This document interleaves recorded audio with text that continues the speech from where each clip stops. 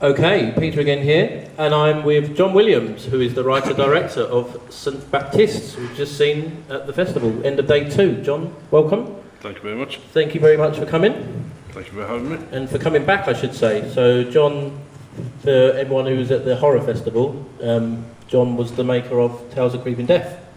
And you'll come back, so that's a good sign for us, hopefully. So we welcome you back.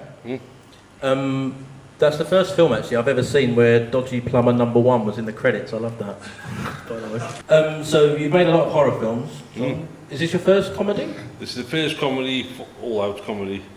What made you want to make a comedy? Because, I mean, generally I do sort of horror films, and people always say, oh, there's elements of comedy, elements of comedy. I thought, well, I'll do a comedy, get that out of the way. That's that done with. I'll concentrate on horror. So that's pretty much what it is. Has it inspired you to make more comedies? I enjoyed it because it was sort of, like, I wouldn't say easy to make, but it's certainly easy to write. Because my normal thing is comedy, you see. Okay. So, yeah. The Preacher, actually, I want to ask the first question about The Preacher. Was The Preacher based on anyone in particular? No, not really. I watch a lot of these sort of YouTube videos of American preachers, swinging the jackets around and all that rhubarb going on, and I found it fascinating that people. So I wanted to do that sort of the English version of that. Yeah. You know, the only place I could possibly think of where that could happen is Blackpool. Yeah. You know, I could see that happening in Blackpool, and that hence the music, like the sort of the country and western type music. I can see the whole sort of Anglo-American mix sort of works in my head anyway. So, was Blackpool the only place you considered at all?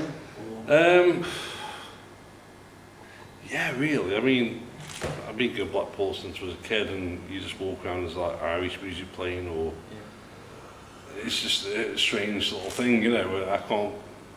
I mean, there probably is better suited environments, but in my head it was Blackpool. Yeah. Was it you singing as well, by the way? Was that really you singing? When you were in the band, right? I was in the band, Squatch. Yeah. Yeah, we did the whole... That was a real band? Thing. Oh, yeah. The whole thing was pretty much during sort of lockdown or post-lockdown, in between lockdowns. Yeah. That's why there wasn't many people there, and, you know, so it was... Yeah, it was one of them. How much of the film was scripted and how much was improvised? Most of it was scripted. Most of it was scripted, yeah. Did you let your lead actor do any different? So the little sort of noises he made, which I particularly enjoyed. Darren. Where did they come from? I want to talk about the wig afterwards, by the way. The what? The wig? Need to talk about the wig afterwards. The wig? What wig? Yeah, a lot of it was through Darren. I mean, I give, like any film, because Darren's been in a few of my films now. Yeah. I give him like the premise, what you know, the general sort of outlay, what the character's going to be. Feel free to improvise with that character sort of thing. And he sort of copied. I did my first film was called The Mother Town. Right? It was a zombie film. It was absolute crap. It's on YouTube now called The Mother Town, and I played a soldier, and I do that noise. And so he copied that noise for that character. You see, so yeah. Locations then. Let's talk about them. Was it a real church? How did you get that church? How did you get the locations? That was a difficult one. I mean, approaching churches with that kind of sort of subject matter is quite ropey, it's quite difficult. Yeah. So what I chose at the end of the day was, it had to be some kind of modern church as well, like an open plan, relaxed and groovy, you know, chairs instead of pews and stuff. Yeah. So it was one of them. So it was. In the end, I chose a spiritualist church. One, because it's all sort of open plan, and two, because you've still got a lot of Jesus and God stuff about. The heads of the bats, you see. Yeah. With it being a spiritualist church, they do all what they think might be sort of devil worshiping, I suppose, whatever you want to call it. But yeah, they tend to edge the bets a bit, basically. They've got Jesus and stuff, and then they're talking to the dead. Yeah. So yeah, they were quite good, really. But I mean, once they see this film, I might get sued. I was going to ask, have they seen it yet? No. They haven't seen it yet. Okay. I forgot to invite them to the premiere, actually. I was like, yeah, I forgot. She said, under no circumstances, they're liquid, and all these rules were ridiculous, but, you know, it's done now. Did they get to see the script or anything? No. They did ask, but very trusting. the email got lost, and I don't know where it got lost, but it got lost. Right. It's always the first thing they ask, can we see the script? You can. Yeah. We'll get us. We'll get that over. Yeah, somewhere. Yeah. How long did it take to shoot? An additional question. This might be a mad question, but let's go with it. Do you shoot this like a film, you know, a narrative, a fictional film, or do you shoot it like a documentary? Or does that make sense? Yeah, it makes sense. Yeah, because it's a difficult one because I've never done a documentary before. Yeah. So I have to sort of approach it like I'm doing a documentary, even though it's a fake documentary. So it was all very, very new to me. The whole thing was shot in about 4 days, I think it was. It was all shot by me. I filmed the whole thing. Sure. It was all really rushed. It wasn't meant to be here for one. Right. It was just messing about with my mates. Got a few people come along, you know. Let's have a laugh, because I was brought up religious. I was brought up with Jehovah's Witness. Right. I know it's nothing like that, but you know, I've got sort of an axe to grind with organised religion. Not that there's anything wrong with that, of course, but yeah, I just thought it'd be a bit of fun. There's certain elements to religion which open themselves, don't they, to comedy? Yeah, it is. I mean, to pastiche kind of thing. Yeah, I mean, I noticed there's parts where people walked out, and I was like, that's sort of the idea, you know.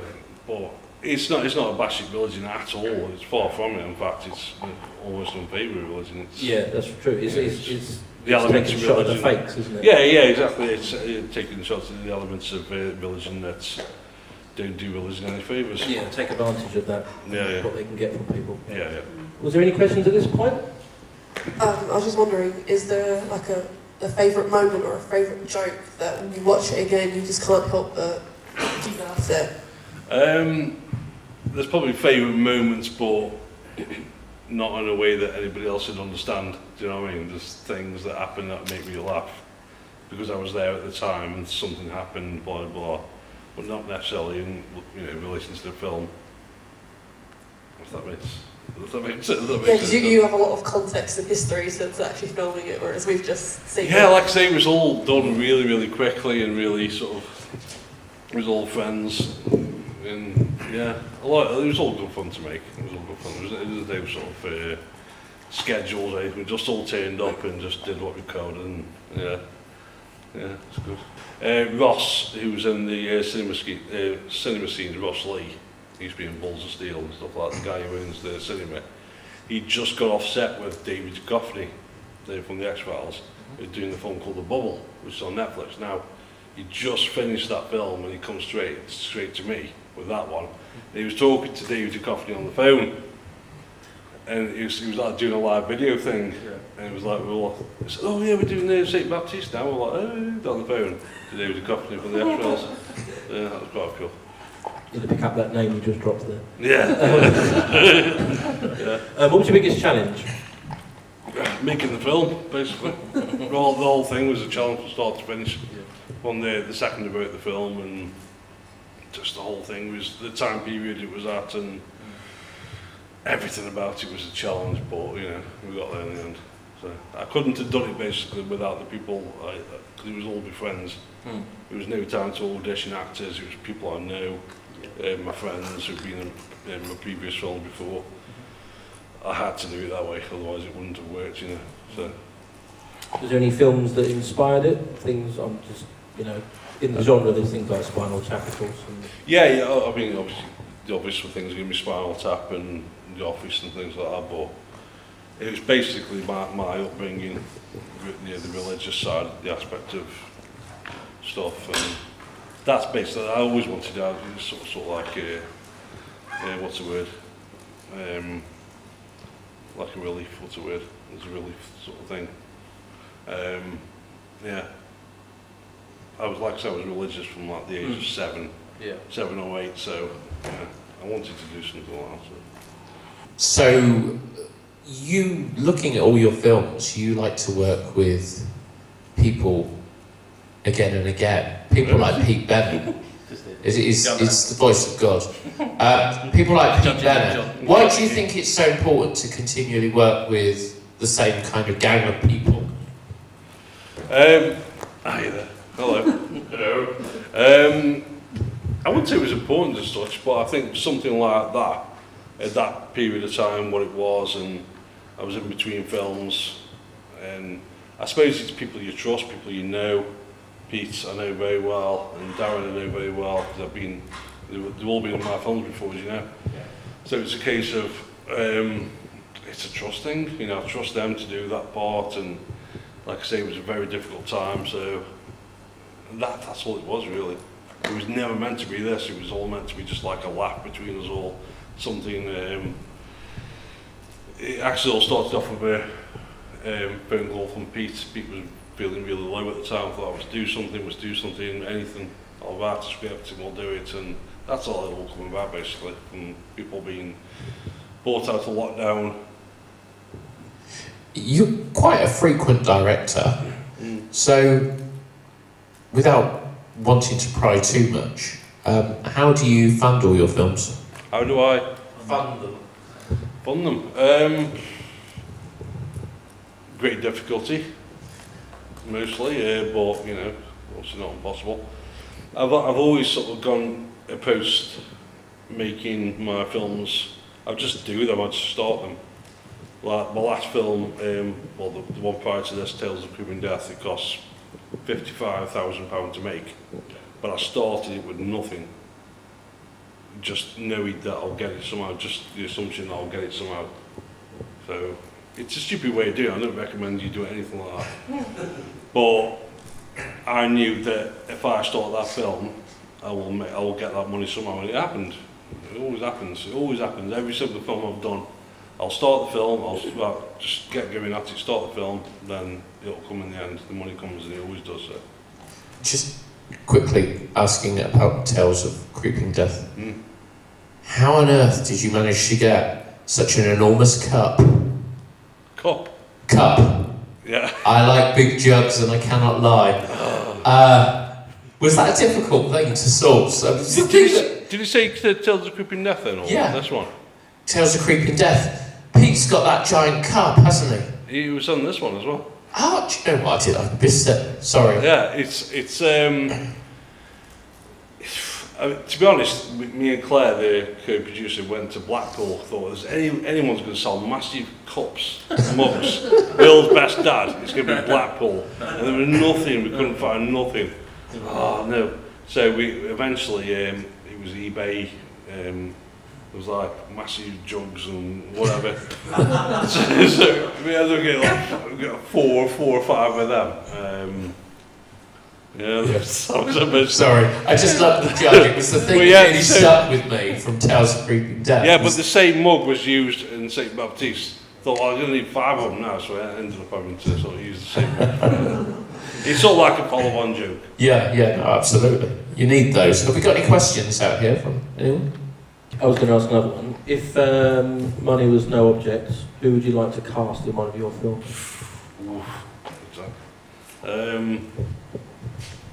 I was looking at Colin Baker earlier on. I thought we'll have a bit of him. Yeah. He's having some years. Yeah. Thinking because I'm doing a period, believe it or not. Okay. I'm doing a period horror film later this year, set in 1938. Yeah. Like a haunted house type thing. Nice. I'd love basically cast a Doctor, Doctor Who, you know, obviously. Yeah, there's quite a few I've got in mind. So that period horror, what else have you got in the drawer that's your thinking of? That's at the minute, I'm trying to concentrate on one thing. I've sort of been in between 2 scripts. One's about a pig, believe it or not. Yeah, those are lunch. I think we're the only one.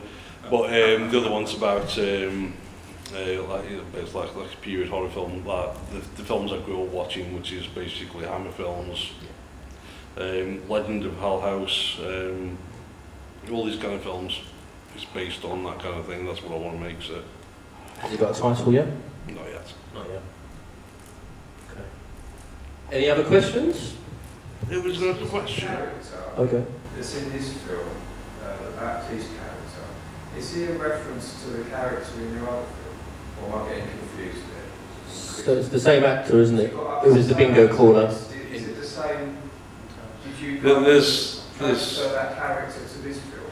There's indications that it could be, yeah. Yeah, because he's the parapsychologist. Yeah, and there's also a spirit guide being of a similar name, yeah. I just wondered if there was some kind of connection. There could be. There's no way of checking out, really, is there? Apart from me saying it could If be. only we knew somebody who might know. What's next for this film? What are you intending to do? This film, I literally have no idea. I made the film with the intention of showing me and my friends. When I was speaking to yourself and Spencer last time I came here for Tales of Giving Death. I think I just entered it for the sake of it, and I really didn't. I know people say this, but I didn't expect it to get accepted in any film festivals. Because I know what it is. I'm not stupid. I'm not stupid. It's all right and it's sort of okay, but it was, like I say, it was just a fun project between me and friends. So, and I don't know. To be honest, I really don't know. So, I don't know. We'll see. We'll see. Okay, John. Thank you very much for joining us. Thank you for having me. And hope to see you next year with a period horror film. Hopefully, Thank you very much. I'll give it a year. I'll give it 2 years. 2 years, okay. 2 years. Thank you.